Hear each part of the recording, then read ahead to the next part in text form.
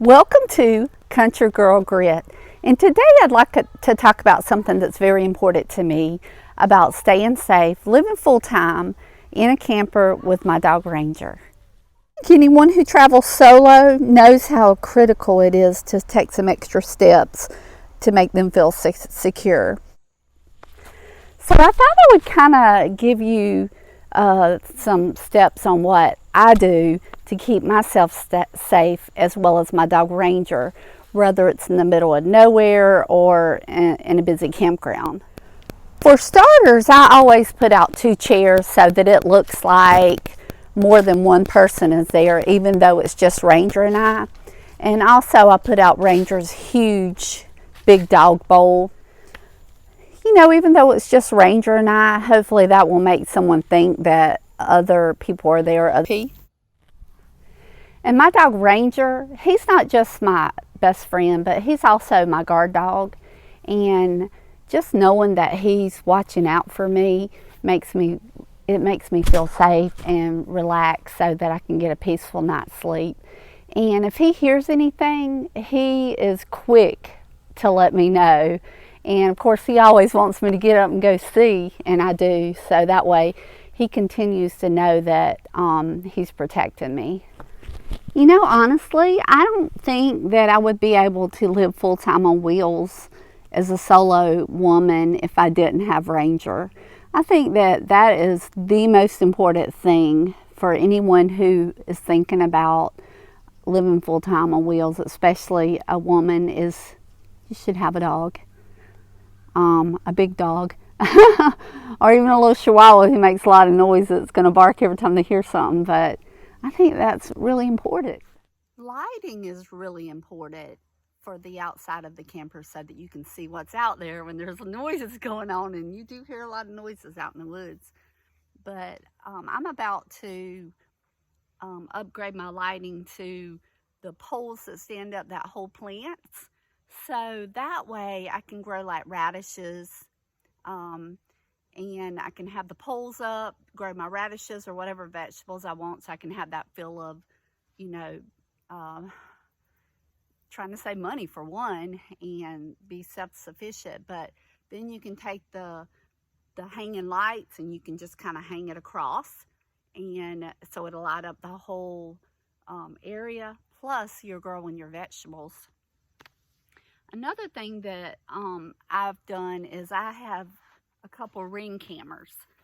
So not only do I feel safe because I can see things outside, I have a couple, and also I have one out on the inside. And so not only that, if I'm not at my camper and I've had to go out to work for the day, I'm able to like just look at Ranger and make sure that he's okay. It just kind of gives me the peace of mind so that I'm not like trying to rush and I'm not able to really do a good job and be productive at work, because I have that sense of peace of mind that I can see my baby. And not only that, I know that no one's inside of my space. So I'm going to add more cameras. Right now I don't have them on all sides of my camper, but that is one of the goals, and what else ever I can think of that will help me feel safe with my dog Ranger. With the winter coming in and the days are getting shorter, which means we have less sunlight now, so I try not to go out at night if I can help it, even though sometimes when you have a dog you do have to go out sometimes at night. But I do have like a bright flashlight if I do have to go out at night. And I'm never on my cell phone. Even during the day, if I'm walking around outside, on a trail or anything, I am not talking on my cell phone. So I make sure that there's not any distractions that makes me feel safe. And I know this from experience that attacks happen up close, and a lot of times when there is someone up to no good, they will act like they are on a phone, or they try to get you to let your guard down. So it's important for you and me and whoever's watching to share this information that attacks happen up close sometimes, and you don't know that that's going to happen. So it's important not to be distracted in parking lots, even in the campsite, or if you're going to the grocery store or whatever you're doing, you need to not be on your cell phone. You need to make sure that you're watching your surroundings and that you know what's going on. So that's the biggest thing that you can do to protect yourself. I always prepare when I'm on the way to a new location. I always have looked up the hospitals. I've looked up the vets, and I'll check with the vets to make sure that they are able to treat like a snake bite or something like that, like if Ranger were to get bit.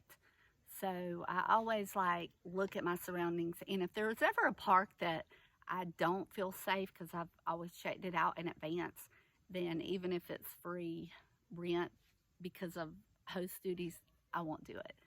So I'm always taking those extra steps in protection no matter what I do to keep Ranger and I safe. And as far as what I do for Ranger, I make sure that he's vaccinated really good. He has his flea guard, his heart guard. I make sure that I get extra vaccines for him.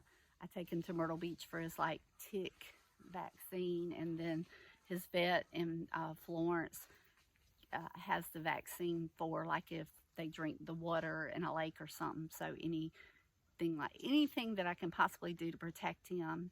And if we are out on a trail, I always make sure that he's got plenty of water.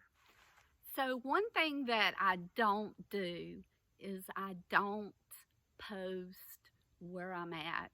If I'm camp posting in a park or whatever I'm doing that involves where our home on wheels is, which is where we live, wherever we park it. We live wherever we park it. And so I never post where I'm at, and I never wear shirts that say where I'm at. Like this shirt right here, I'm not in the Smoky Mountains right now, but I never post where I'm at. And if I'm wearing shirts, sometimes you'll see me wear shirts and they'll be inside out, and that is because I'm not giving my location and I might be at that particular place.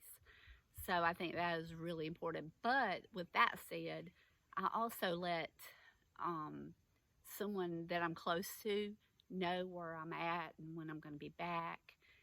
For example, it'd be my mom, my brother, my best friend.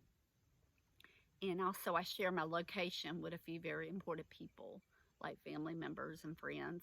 And so that they can see if I'm out on a trail that I'm always able to be tracked. And that's what I do to feel safe and to be safe with my dog Ranger. At the end of the day, it's not wildlife that I worry about, it's people. And with these precautions in place, I can sleep peacefully at night. So if you're out here solo like myself, or if you're thinking about it, I hope these tips help you. Thank you for watching, and if you're new here, I would love for you to subscribe to my channel. Just hit that subscribe button. Stay safe out there, y'all, and see you on the next video. Bye.